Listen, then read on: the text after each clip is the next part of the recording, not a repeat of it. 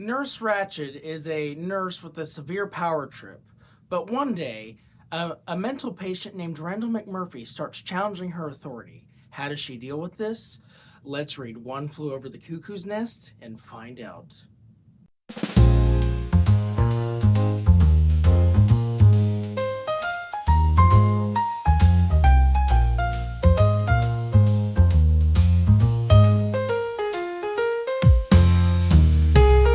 Welcome back to BG's Books. I'm Mr. BG, and today I will be reviewing One Flew Over the Cuckoo's Nest by Ken Kesey. So, One Flew Over the Cuckoo's Nest is a very popular book. It was released in 1962, and it kind of started exposing like mental institutions and kind of how they were run and all the abuse and stuff that the patients went through. So I think this book was very important for that. But also, it became a very famous movie in 1975 starring Jack Nicholson. And that movie is actually getting re-released into theaters this month for the 50th anniversary. So I've never seen the movie before, so I will definitely be trying to see it in theaters. But anyway, yeah, One Flew Over the Cuckoo's Nest is just a great example of life in a mental asylum and how people are treated and who has authority and who doesn't and whatever. And so it's just a great struggle of power between two very opposing forces. And then it all culminates in a shocking climax, or at least from what the back of the book says. But anyway, without further ado, let's actually explain what One Flew Over the Cuckoo's Nest is really about. So the main narrator for One Flew Over the Cuckoo's Nest is this man named Chief Bromden. So he is a Native American who has been in this mental institution since about the end of World War II. And he's gotten as far along as he has by pretending to be deaf and not being able to talk, so that way the employees that kind of watch over him, like the ward people and stuff, they just kind of talk about stuff, and he can't say anything because he's deaf and can't talk and whatever. So this is how Bromden finds out most of the information. Like, he finds out about Nurse Ratched stuff there. This is the very famous book with the Nurse Ratched, by the way.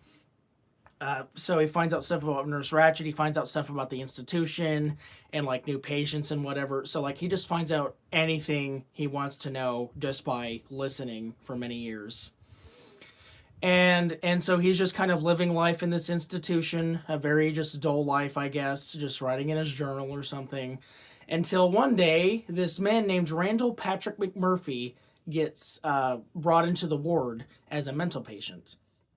And so what's interesting about that is that Nurse Ratched immediately takes a disliking to Randall McMurphy because as we learn later, he is very much against authority and dictatorship, so he will defy her at every turn.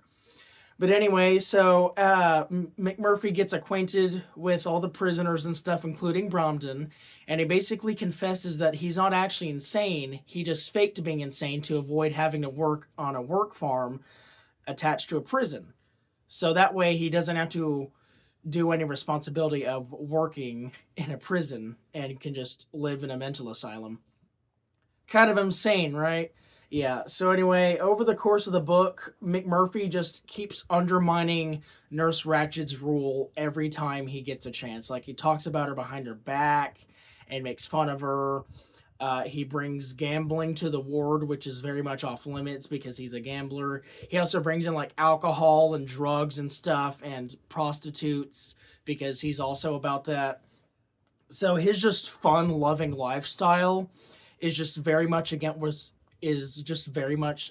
what Nurse Ratched wants. And so she really starts to despise him over the course of the book.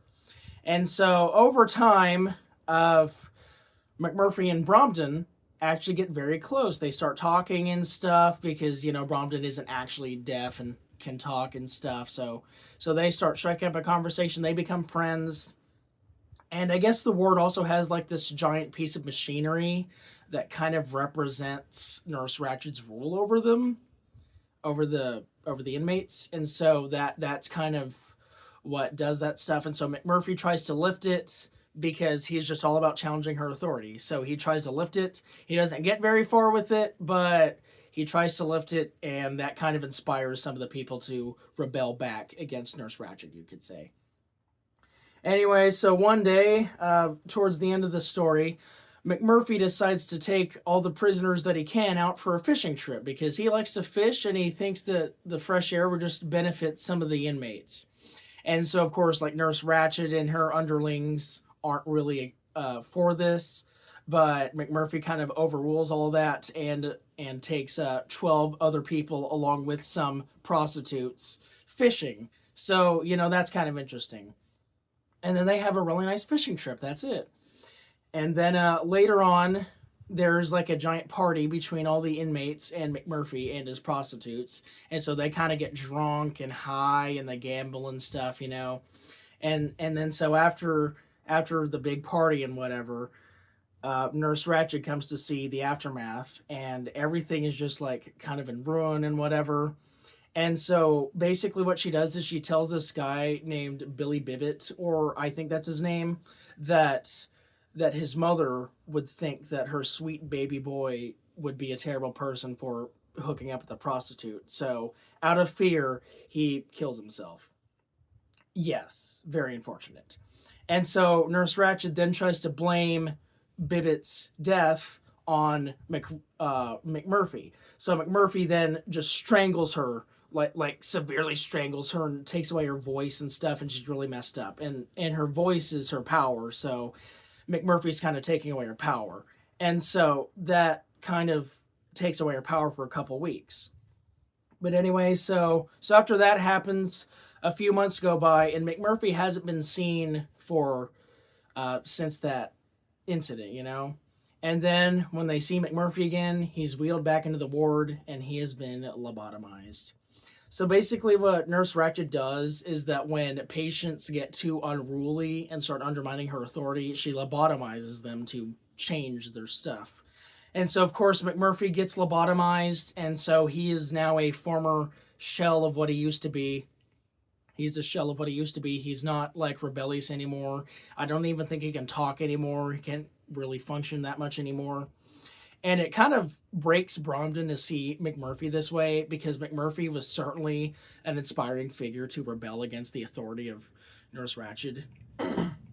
So what he does is that instead of deciding for the other inmates to see McMurphy like this, he decides to have McMurphy go out as a hero and smothers him with a pillow so that way McMurphy will die and no one will know that he's been lobotomized. So that way his legacy will live on as a powerful figure who goes against the man, also known as Nurse Ratched.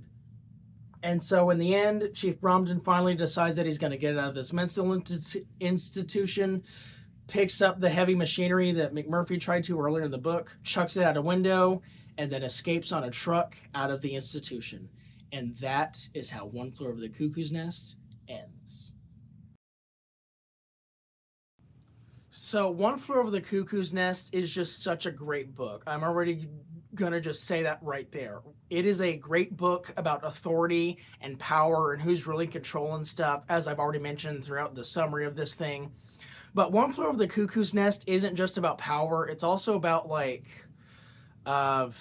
who's really in control and should authority be stopped or whatever. Like I think authority is important, but I do think that the wrong type of authority, like the authority that Nurse Ratched has, should not be allowed. And I fully side with McMurphy for trying to take her down and overrule her authority, because she was just way too far into it. So authority is important, but not too much authority, if you get what I'm saying. But anyway, yeah, One Flew Over the Cuckoo's Nest is just a really interesting book about power and control and life in a mental asylum. And back when the book came out in 1962, mental asylums were actually just this way. Inmates being mentally and physically abused by the ward people, like Nurse Ratched, for example. And so hopefully mental institutions are kind of softer now. They're not really that cruel anymore. At least I hope so. I've never been to one.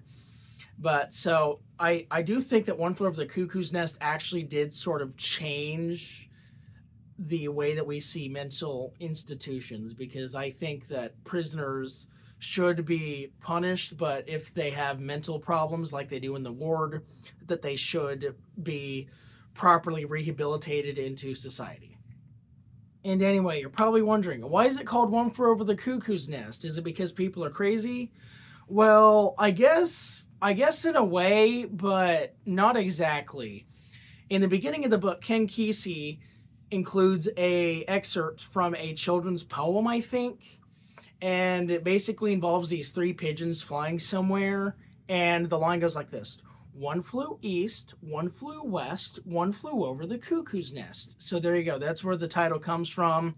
It probably is also about like the mental stuff in the mental asylum, but I can't confirm or deny that. But anyway, yeah, overall, I love One Flew Over the Cuckoo's Nest. It is a great book. I'm so glad I read it, and I look forward to seeing the movie whenever I will be able to do that. But anyway, yeah, One Flew Over the Cuckoo's Nest is just such a great book. I highly recommend it. I wish I actually would have read it like years ago because it's just so good. But anyway, yeah, it is a great book, and please go read One Flew Over the Cuckoo's Nest.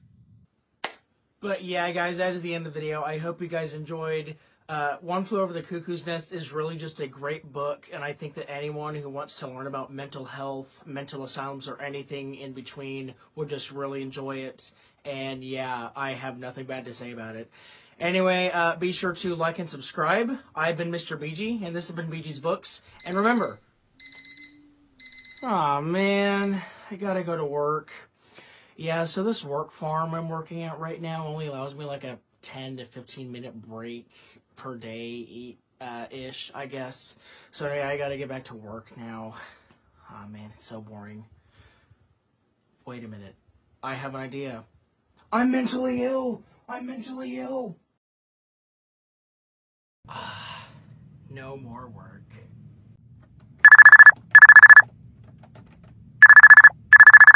Hello? Hello, I'm calling in regards to your client, Mr. BG.